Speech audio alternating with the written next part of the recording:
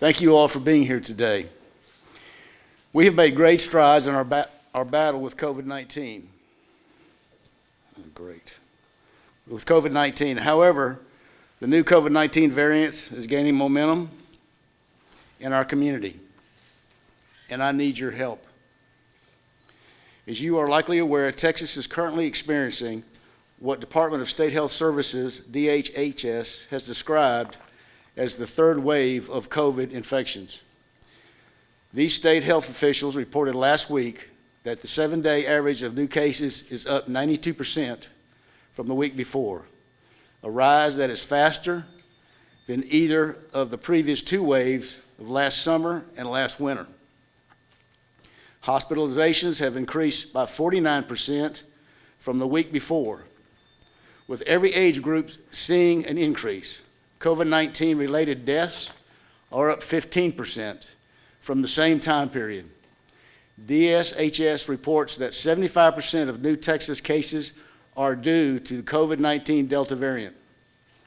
In addition to encouraging vaccinations to reduce the impacts of COVID-19, DSHS is encouraging those who are not fully vaccinated to wear a face covering. The facts are clear. Being vaccinated is the best way to help defend against this virus. Our community needs each other, and I need you to listen. There are medical professionals here today who will confirm this. Both of our hospitals, Christus Good Shepherd and Longview Regional Hospital, will give an overview of their current status. There are no new orders being given by the governor's office. There are no new orders by my office. As a community, each of us must take a personal responsibility to do what is in the best interest of ourselves, our families, and our community. Again, facts show that being vaccinated clearly helps prevent the spread and is effective in reducing the illness from the virus and its new variant. Today, our community is almost 40% vaccinated. We can and we must do better. Since the first opening of the vaccine hub, there has been numerous other sites available for vaccines. I think it's close to 40 now. If you have not been vaccinated, please consider it. In the meantime, please avoid crowds and consider wearing a mask if you are not fully vaccinated. This virus can be beat, but only working together will we defeat it. I thank you again for being here today. The community needs to work and partner with one another. We need the community's help if we're going to beat this. At this time, I'd like to introduce Todd Hancock. Thank you, Judge. Good afternoon. I'm the CEO of Good Shepherd Health System, and I do want to come to you today and kind of give you a status, as the Judge mentioned, of where things stand with your local hospitals. My counterpart with Longview Regional will approach the lectern in a few minutes, and we've had a chance to visit, and I think both hospitals are in a similar circumstance. First, let me tell you that we are seeing a new surge, and it is significant in the community. Some of you, this may be news to you, because things tend to look sort of normal right now in our community. But this next crisis, Judge referred to it as the third wave. This third wave is really potentialing for being a crisis in healthcare. And the crisis, I'll explain in a minute why it's different now as to where we were. In January, mid-January of this past year, or this current year, we peaked at around 200 COVID patients a day in our hospitals at the Good Shepherd Health System. The significance of where we are now, we're at half that rate. The projection is that within possibly a few weeks, we will be approaching where we were in January. What is different? What is different is in January, the state was providing us with hundreds of nurses a day to take care of those patients.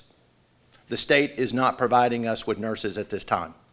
The state is not providing us with funding at this time. So where are hospitals going to get the staffing that we need to take care of these patients? Well, we're going to the market to get these nurses. And it's not just nurses, it's other allied health professionals. You can imagine to take care of of what would be really a separate cohort altogether when you're talking about hundreds of patients in our community. We need laboratory technicians, we need respiratory technicians, we need a whole cadre of healthcare professionals and doctors to take care of all of these patients, these COVID patients that are presenting, who are very sick. I'm going to focus on nurses because they sort of represent the point of the spear in caring for these patients at the bedside. So where are we going to get these nurses? We're paying exorbitant rates out in the community. The resource is extremely scarce. Many nurses are leaving their communities and going around the country to work because the financial opportunity is very lucrative.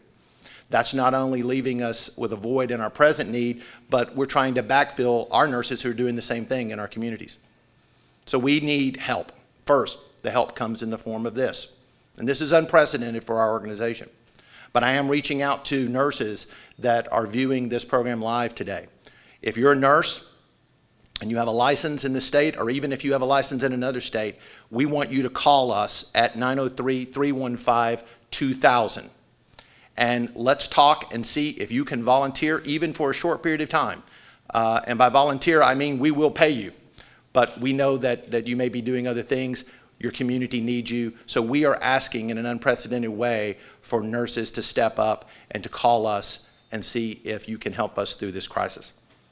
Additionally, as the judge mentioned, we ask the community, we beg the community, if you are not vaccinated, you need to get vaccinated. It's not just about your health and your family's health.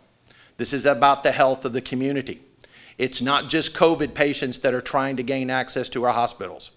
We have people that are in ERs all over the state that are waiting. Many of them are not attached to hospitals, but are freestanding ERs. And they are waiting sometimes for days to try to get a bed in one of our hospitals.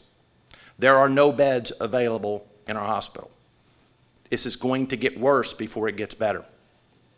You can help in a way that you might not have ever thought you could help by being vaccinated.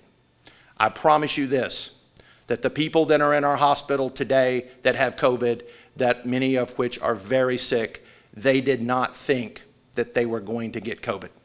They thought they were healthy. They thought they were young. But they are very sick, and they are in our hospital.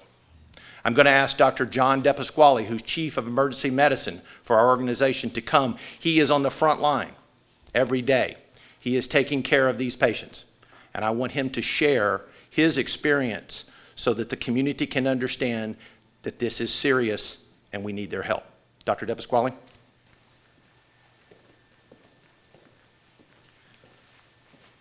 Thank you. I wish we were all here under better circumstances and celebrating a triumph over this pandemic, but instead we're not. This is getting to become a crisis, and we are about to see our darkest hours. For over 18 months, we've been planning for this very moment, and we need your help. I saw the first case of COVID-19 on March 3rd of 2020 here in North Texas. It has continued to encompass the entire region and the entire country. We're overwhelmed in the emergency departments. Our clinical and non-clinical staff are exhausted, physically and mentally. May and June looked good for us. We had a little bit of a break. We had a breather. And now it's becoming demoralizing to us. What are we seeing? We're seeing a large number of COVID patients again, but the patients we're seeing are unvaccinated. It's nearly 100%. The patients are younger. I'm seeing patients in their 20s and 30s that for no reason are coming into our emergency department gasping for air. Just as Todd just said, you don't ever think this is going to happen to you until it does. We need your help, and this is what we need. If you are sick, even if you think that you just have a cold, or you think it's your seasonal allergies, assume the worst. It could be COVID-19. You become a vector, you become somebody that could transmit this to someone that does not survive. Every death that we've had in the world from COVID-19 came from someone else. It didn't just start within that person. Secondly, we need you to practice rigorous hygiene. We have to get back to where we were last year, wearing masks, socially distancing, washing our hands, avoiding people if you have any symptoms. If you are diagnosed with COVID-19, please adhere to your quarantine period. Lastly, the vaccine has become such a hot topic of debate. There has never been a vaccine in history that has been studied more than this vaccine, contrary to what you may see on social media from your friend of a friend. This vaccine is safe. The FDA would not have administered the EUA for this vaccine if it wasn't safe. It went through the same rigorous trials that all vaccines go through. Full approval by the FDA is imminent. It will happen. The vaccine will save lives. We are not caring for an inordinate amount of people who've been vaccinated and that they're now sick. So please, with tears in my eyes, cooperate with us, trust us. The people that are coming up here are your friends, they're your neighbors. We go and shop at the same stores, we eat at the same restaurants, we hang out at the same parks, the same ball fields, and we need you. We need you now, we need you to help us. I want to now introduce Steve Gordon, the CEO of Longview Regional Hospital.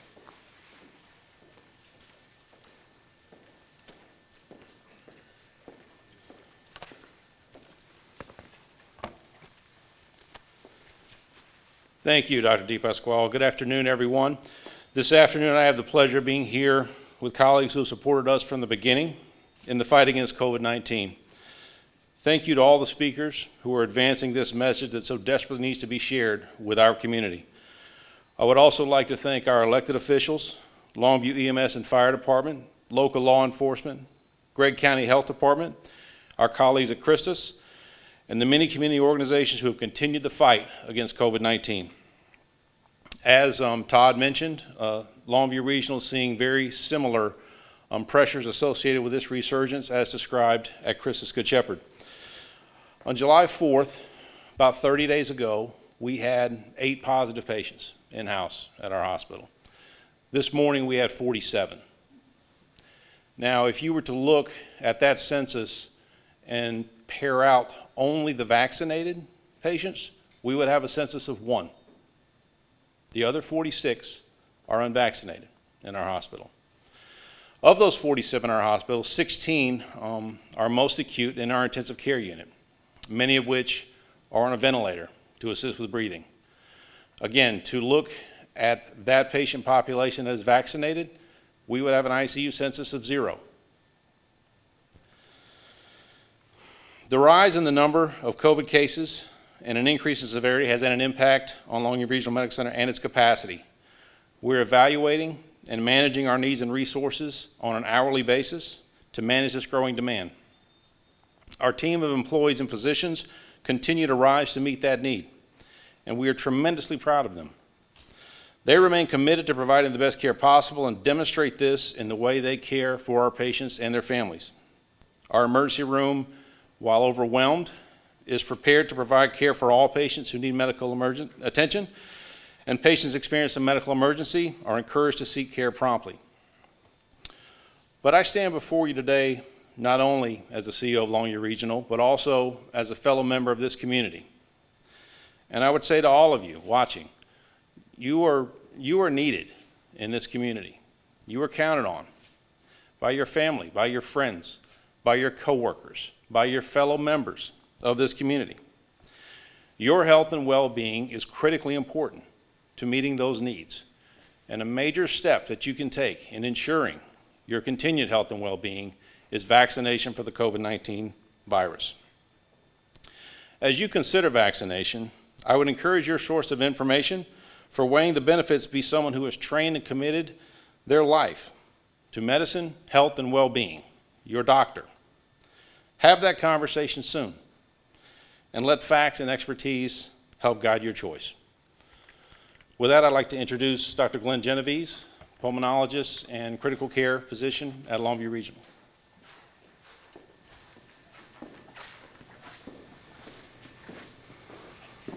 Thank you. There's not much more I can add to what has already been said here today. I mean, 47 people in the hospital, 1 vaccinated. In the last 3 months working in the ICU, I have taken care of one vaccinated patient. This year has been,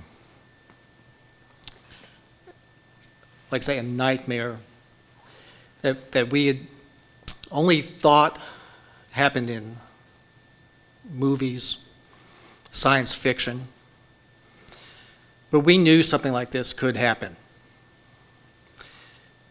We relied on the sensibility and the medical infrastructure to get everyone vaccinated.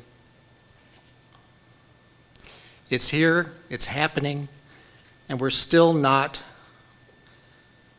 fully vaccinated. People will point out problems, concerns with the development of this vaccine. Well, let me tell you, there aren't any. When you look at the success rate, it's amazing. If we catch a Delta variant, despite being vaccinated, we can spread it to other people, but we won't be hospitalized if we get vaccinated. Like I say, at this point, I look at it, all of these hospitalizations are unnecessary. They are all preventable. Don't let this happen to your family or to you. Like I say, I don't have much more. Appreciate all the people who have come up here before me. Let me introduce the Mayor of Longview, Andy Mack.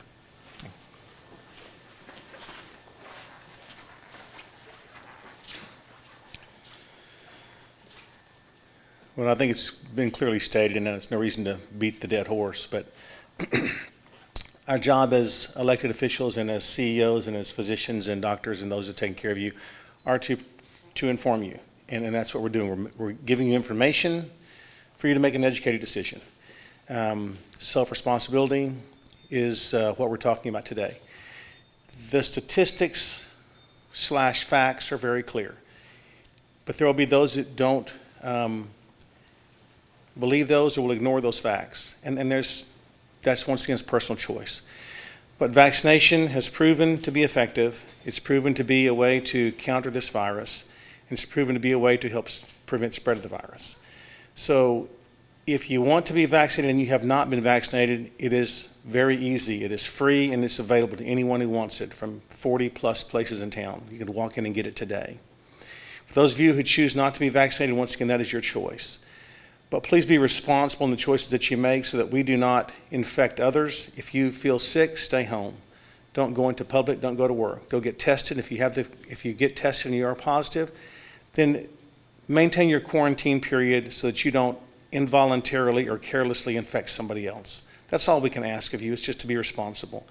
Our job is to inform you, and that's what has been done by these professionals that have been up here before me. And now it's our job as citizens of Longview and Gregg County to do what we know is right, to help your citizens, your neighbors, your family, your friends, your coworkers. So to do that, it's just being respectful of their space and realize masks work. They've been proven to work. There are some that don't want to wear masks, and once again, that's your choice. We're not going to force you to wear them. But realize that they work. Social distancing has worked. Washing your hands has worked. All the things that we have done have worked. If we'll all do this more and more, it will be easier for us to combat this vaccine, because if the hospitals become overrun with COVID patients, they'll be forced to shut things down sequentially, starting with elective procedures and things like that we don't want to see happen, because we all need to have our procedures done and do the things that hospitals are supposed to do, and that's provide care. We can't allow them to be overwhelmed by our neglect. So let's do what is right, do the right thing, and we'll get through this, Longview. Thank you all for being here. Thanks for those who have spoken today, and this will conclude the press conference.